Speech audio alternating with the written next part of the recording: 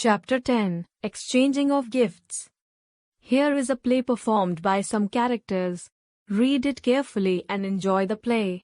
Narrator 1. In a mud hut far from town lived an old grass cutter named Wali Dad.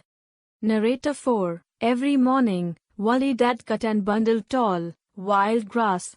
Every afternoon, he sold it as fodder in the marketplace. Narrator 2. Each day, he earned 30 paise. 10 of the small coins went for food, 10 went for clothes and other needs, and 10 he saved in a clay pot under his bed.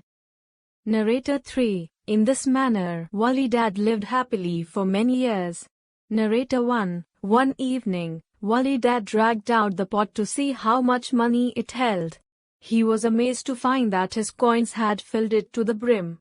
Wali Dad, to himself, what am I to do with all this money? I need nothing more than I have. Narrator 4. Wali Dad thought and thought. At last he had an idea.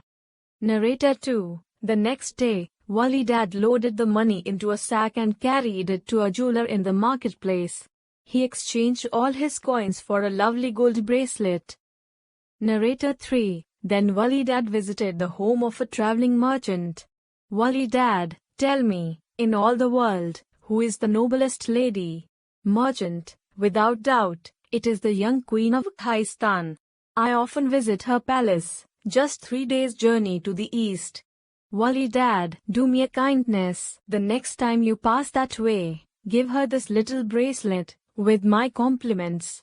Narrator 1. The merchant was astonished, but he agreed to do what the ragged grass cutter asked. Narrator 4. Soon after, the merchant found himself at the palace of the Queen of Khaistan. He presented the bracelet to her as a gift from Wali Dad. Queen, admiring the bracelet, how lovely! Your friend must accept a gift in return. My servants will load a camel with the finest silks. Narrator 2. When the merchant arrived back home, he brought the silks to the hut of Wali Dad. Wali Dad, oh, no. This is worse than before. What am I to do with such finery? Merchant, perhaps you could give it to someone else. Narrator 3. Wali Dad thought for a moment. Wali Dad, tell me, in all the world, who is the noblest man? Merchant, that is simple. It is the young king of Nikabad. His palace, too, I often visit, just 3 days' journey to the west.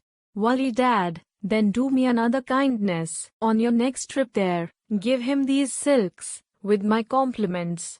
Narrator 1. The merchant was amused, but he agreed. Narrator 4. On his next journey, he presented the silks to the king of Nikabad. King, a splendid gift.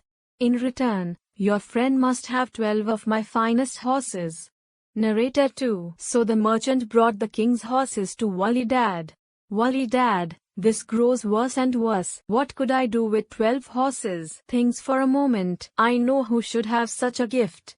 I beg you, keep 2 horses for yourself, and take the rest to the Queen of Khaistan. Narrator 3. The merchant thought this was very funny, but he consented. On his next visit to the Queen's palace, he gave her the horses.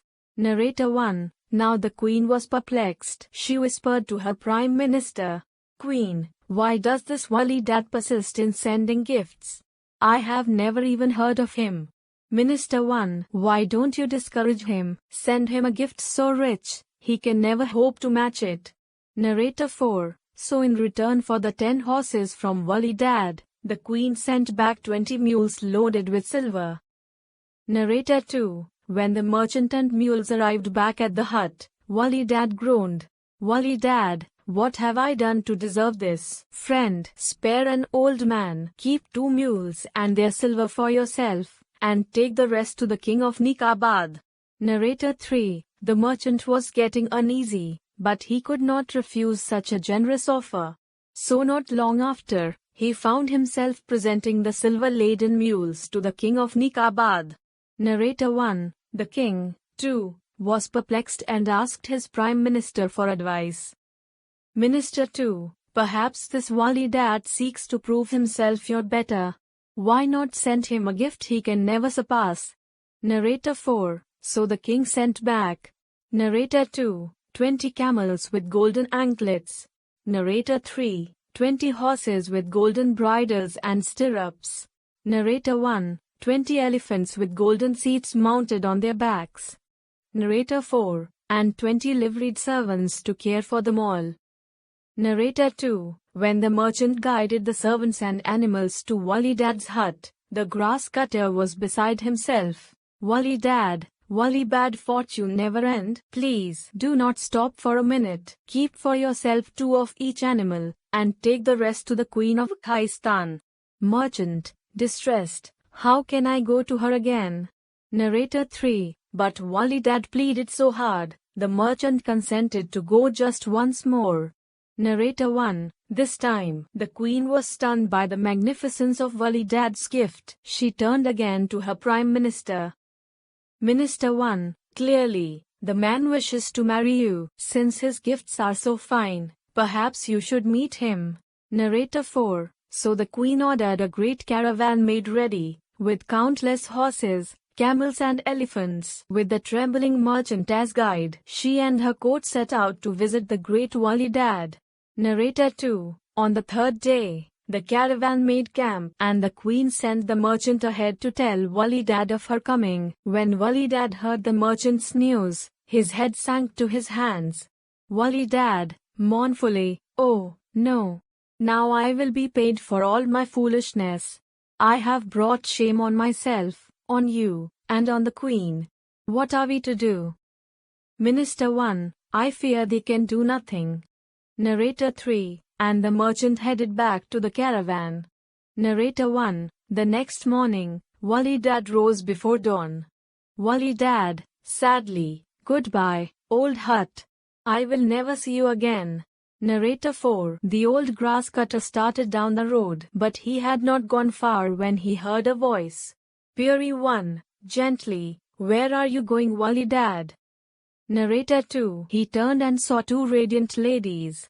Narrator 3. He knew at once they were Puris from paradise.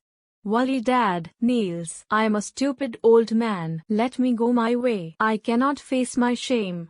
Puri 2. No shame can come to a man like you. Though your clothes are poor, in your heart you are a king. Narrator 1. The Puri touched him on the shoulder. Narrator 4. To his amazement, he saw his rags turn to fine clothes. A jewel turban sat on his head. The rusty sickle at his waist was now a gleaming scimitar. Puri 1. Return, Wali Dad. All is as it should be. Narrator 2. Wali Dad looked behind him. Where his hut had stood, a splendid palace sparkled in the rising sun. Narrator 3. In shock, he turned to the Puris, but they had vanished. Narrator 1. Wali Dad hurried back along the road. As he entered the palace, the guards gave a salute. Servants bowed to him, then rushed here and there, preparing for the visitors. Narrator 4. Wali Dad wandered through countless rooms, gaping at riches beyond his imagination. Narrator 2. Suddenly, 3 servants ran up. Servant 1. Announcing, a caravan from the east. Servant 2. No, a caravan from the west. Servant 3. No, caravans from both east and west. Narrator 3. The bewildered Wali Dad rushed outside to see 2 caravans halt before the palace. Coming from the east was a queen in a jeweled litter. Coming from the west was a king on a fine horse. Narrator 1. Wali Dad hurried to the queen. Queen, my dear Wali Dad, we meet at last. Looks at king. But who is that magnificent king? Wali Dad, I believe it is the king of Nikabad. Your Majesty, please excuse me for a moment. Narrator 4. He rushed over to the king. King, my dear Wali Dad, I had to meet the giver of such fine gifts. Looks at queen. But who is that splendid queen? Wali Dad, smiling, the Queen of Khaistan. Your Majesty, please come and meet her. Narrator 2. And so the king of Nikabad met the Queen of Khaistan, and the 2 fell instantly in love. Narrator 3. A few days later their marriage took place in the palace of Wali Dad, and the celebration went on for many days. Narrator 1. At last Wali Dad had said goodbye to all his guests. The very next morning, he rose before dawn, crept quietly from the palace, and started down the road. Narrator 4. But he had not gone far when he heard a voice. Peary 1, where are you going, Wally Dad? Narrator 2, he turned and again saw the two Pearys. Wally Dad, Niels, did I not tell you I am a stupid old man? I should be glad for what I have received. But, Peary 2, say no more. You shall have your heart's desire. Narrator 3, and she touched him again. Narrator 1, so Wally Dad became once more a grass cutter. Narrator 4, living happily in his hut for the rest of his days. Narrator 2, and though he often thought warmly of his friends the king and queen. Narrator 3, he was careful never to send them another gift.